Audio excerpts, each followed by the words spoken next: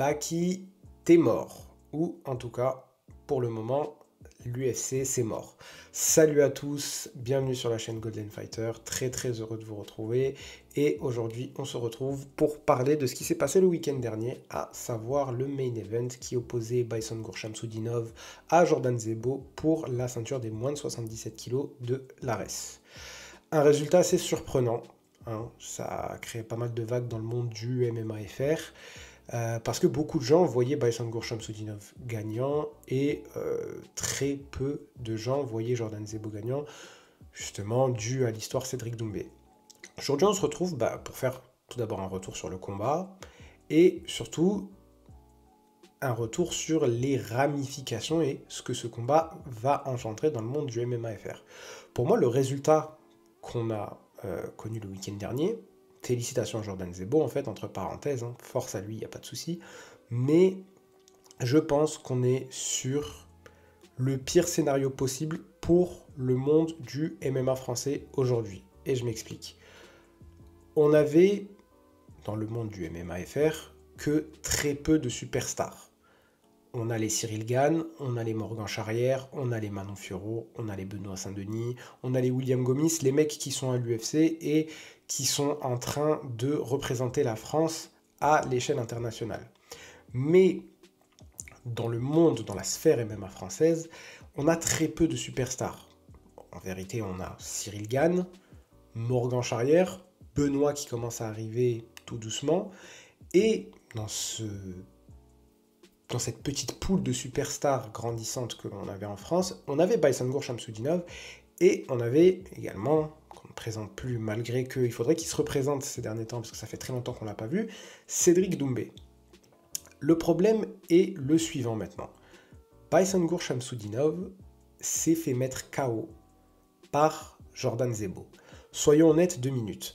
Malgré tout le respect et tout le talent que je porte à Jordan Zebo en tant qu'athlète. C'est un athlète phénoménal, le mec s'entraîne comme pas possible, c'est un combattant, on lui doit le respect. Cependant, médiatiquement, Jordan Zebo, arrêtons de nous mettre des œillères, c'est le mec qui est connu pour s'être pris un KO en 9 secondes au PFL par Cédric Doumbé.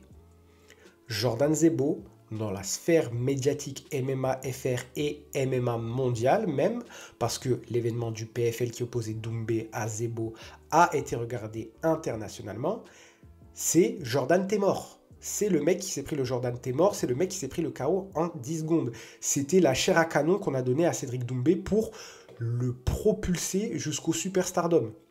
Jordan Zebo, c'est juste ça de base. Et Bison Gourchamsoudinov, dans cette même sphère, eh bien, c'était, pendant un long moment, le mec invaincu qui a eu une victoire aussi controversée qu'elle soit face à Cédric Doumbé au PFL. C'est le mec qui a, pour la première fois, fait connaître la défaite en MMA à Cédric Doumbé. Là, on a un Bison Gourchamsoudinov qui avait toute cette image médiatique, toute cette hype derrière lui, qui se fait battre par le mec qui prend un KO en 10 secondes par Cédric Doumbé. Donc un mec qui, aux yeux du public mainstream, aux yeux du public international, et même dans la sphère MMA française, n'est pas tant respecté que ça. Jordan Zebo, faut dire la vérité, de base, c'est personne. Tout le monde s'en fout de Jordan Zebo. La fois où on lui a donné du gaz médiatiquement à Jordan Zebo, c'est parce que son nom était lié à celui de Cédric Doumbé. Ce n'est pas pour autre chose. On ne parlait pas de Jordan Zebo pour ses prouesses et ses performances athlétiques.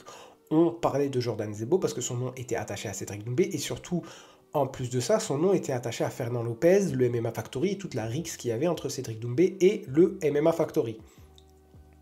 Mais Jordan Zebo, si tu lui enlèves le Factory et Cédric Doumbé, ce n'est personne. Rare sont les fois où tu croises quelqu'un qui te dira mon combattant préféré c'est Jordan Zebo.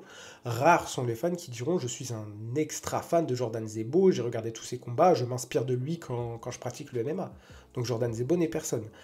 Ce qui vient de se passer le week-end dernier, c'est que Baki s'est fait battre par un mec qui n'est personne et qui, en plus de ça, soyons honnêtes, était connu pour être la risée du monde MMA FR. À cause du KO qui s'est pris par Cédric Doumbé, mais également à cause des réactions qu'il a eues derrière à aller soyons honnêtes, faire la chouineuse dans les médias à dire qu'il a subi un harcèlement médiatique et un harcèlement moral de la part de Cédric Doumbé. Baki vient de perdre contre ce mec-là. Donc, la prise d'un KO est déjà quelque chose qui freine une hype pour un combattant.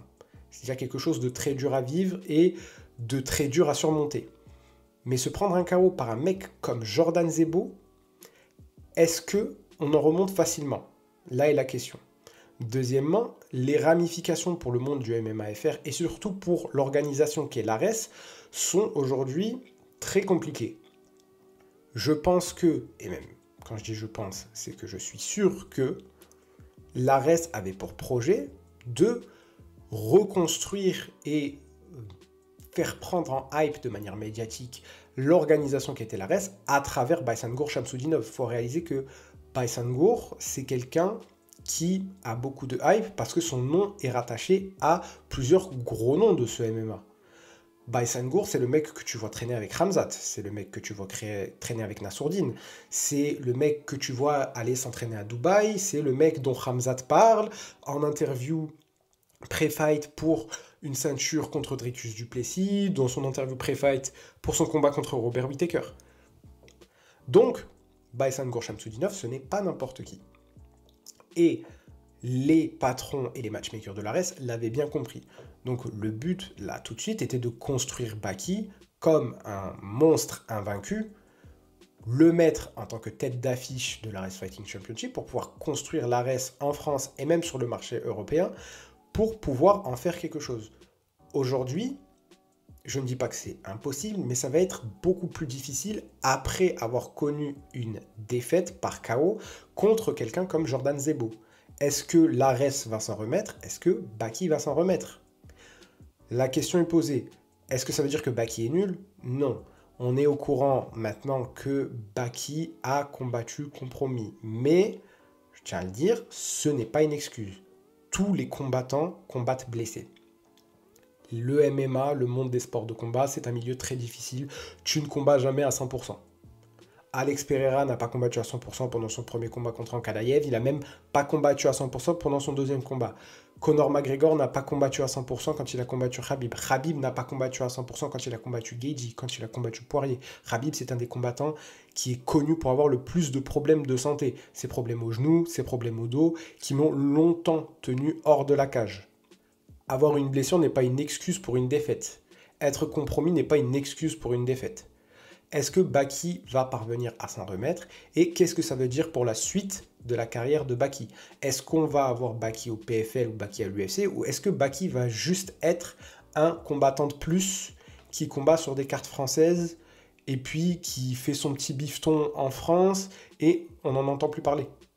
Est-ce que ça va être ça, Baysangour Shamsudinov, ou est-ce que ça va être un gars qui se remet de sa défaite et qui va atteindre les sommets? Parce qu'il ne faut pas se mentir, subir une défaite au plus haut niveau à l'UFC et perdre ton invincibilité là-bas, c'est pas le truc le plus grave du monde. Ça arrive à Islam Makhachev face à Thiago Moises et aujourd'hui, il est champion des lightweight et il est monté de catégorie à abandonner sa ceinture qui a été récupérée par Topuria pour affronter Jack Della Maddalena. C'est un des gars qui a un des plus gros records et qui est même sur la liste des pound for pound. Mais subir une défaite dans une organisation française très peu connue face à un mec comme Jordan Zebo, c'est très difficile de s'en remettre. Donc on peut se demander sérieusement si c'est pas le début de la fin pour Baki et quelle est la suite pour Baysangour Shamsudinov. Dites-moi ce que vous en pensez en commentaire. N'oubliez pas de commenter, de me dire votre avis et de me dire si vous avez aimé la vidéo. N'oubliez pas de liker et de partager pour faire vivre la chaîne. Et d'ici là, moi je vous dis à la prochaine pour une nouvelle vidéo. J'ai été Golden Fighter. Peace!